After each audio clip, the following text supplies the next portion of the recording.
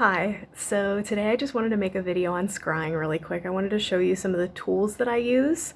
So I'm about to show you some of the things that I have used for scrying and things that I've, kind of culminated over time, accumulated, whether they be from books or just from my own ideas.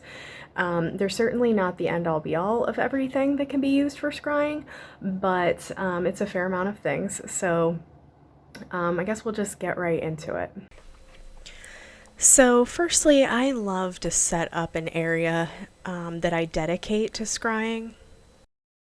It's certainly not something that is necessary. I've definitely scryed sitting on a rock outside, but I do find that having a place in your living space can also be beneficial. So I sit there, get centered, and I like to set the mood. I begin by lighting incense. What the particular incense is depends on the intention that I have for scrying. No matter what, I almost always have incense burning if available to me. If I'm scrying outside, then I don't use them all the time. Sometimes I bring them with me though. And then I also love to light candles. I do believe that it's an intention setting practice. You can even put your intentions into the candle as you're lighting them. So first, I'm going to show you this black mirror that I made. It is quote unquote a black mirror. It's actually just glass and a photo frame that I got at a secondhand store. And it works perfectly as a black surface to scry into.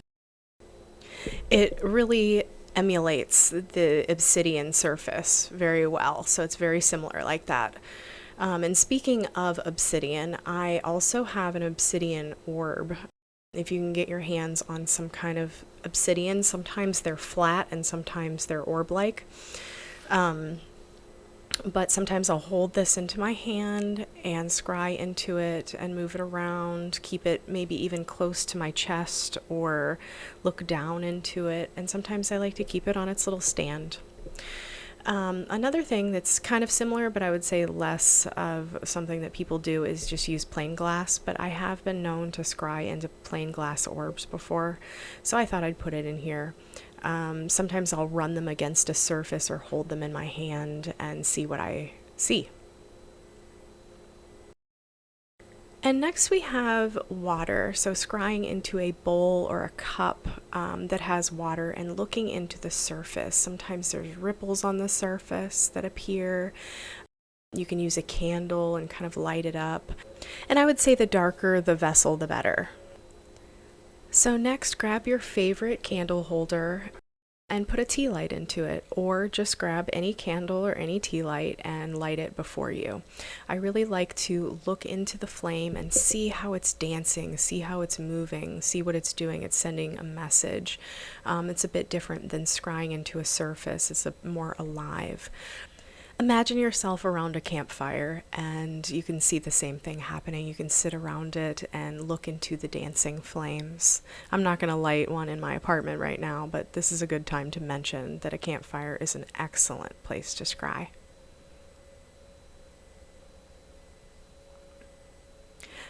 And also, continuing with the candle and the flame and things like that, you can really kind of combine different tools together.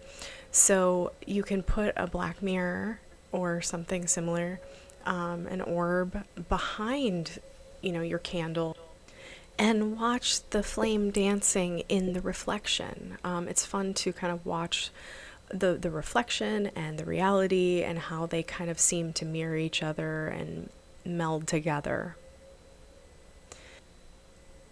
The next thing you can use is incense. And I did mention this before just as a setting the mood, but this can also be used as the scrying tool. You can scry into the smoke that is coming up off of the incense. And you can see here, I really lit it. I put a big flame on the end of the stick if you're using stick incense.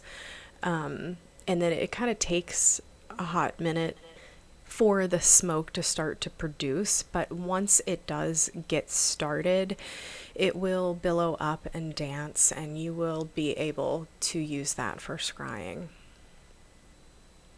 I've found the stick incense scrying method to be very contemplative and meditative and kind of pointed, just like it is.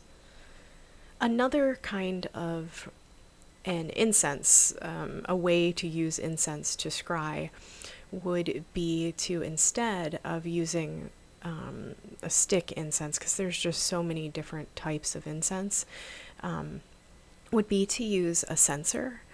And the old trusty charcoal briquettes that we all know and love.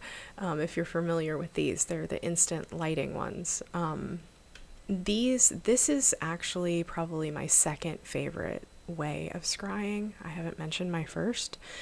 But when you use a charcoal briquette on a censer and you put herbs on it, it really does produce kind of a thicker, lush smoke. And it's something that you can kind of control too. You feed into it and you put it on there. It can be a very connective practice.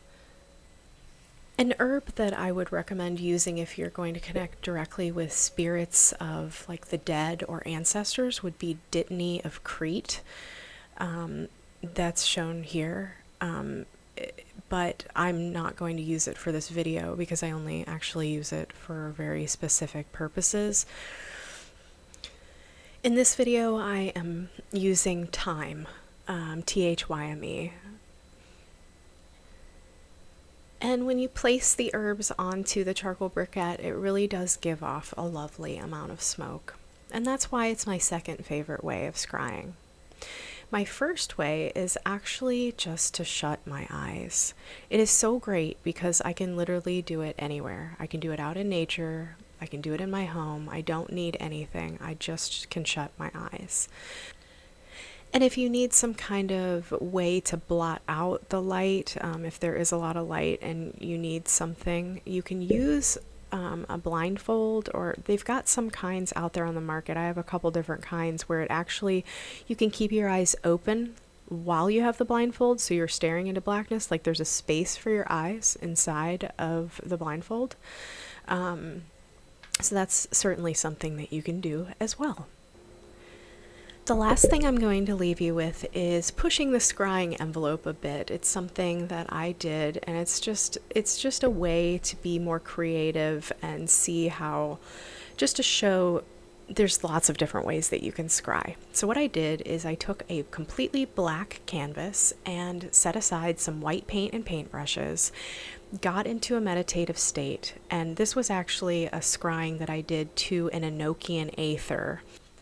I just began on one side and kind of worked my way into the center of the canvas and just allowed whatever was going to come out to come out. So that's the last thing that I have for you. I hope that this example just shows you how it's really up to your imagination and whatever you can come up with. Thank you so much for watching. I hope that you got some kind of insight from today's video. Let me know if you have tried any of these techniques into scrying. Let me know if you've tried something different that isn't in this video. I would love to learn about it and hear about it. And until next time, I am wishing you well. Bye.